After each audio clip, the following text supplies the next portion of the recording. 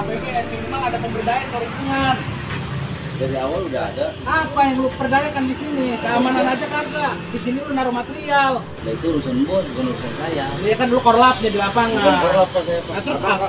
Maksud gua apa dasarnya? Bukan abang di sini. Kalau saya sebagai cuman orang suruhan bos, saya bukan korlap, bukan apa. Ada yang bilang nggak diurus.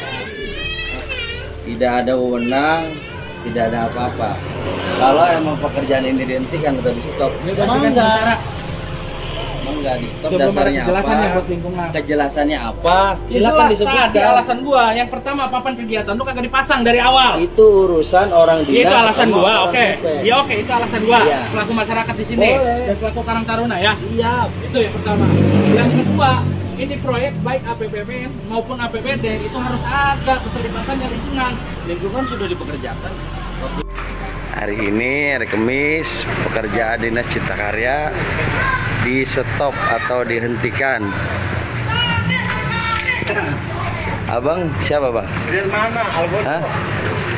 Gua punya hak buat nggak ngejawab. Oh iya, nih nyetopnya nih. Iya. Katanya orang sini. Gua orang- Tujuan abang nyetop dasarnya apa? Emang kong? Hah? Jangan kong. Dasarnya apa bang? Putra wilayah. Oh, berarti kerja di Bekasi harus izin sama putra wilayah. Berarti abang yang punya wilayah ya? Gua orang sini. Oh, orang sini. Oh iya.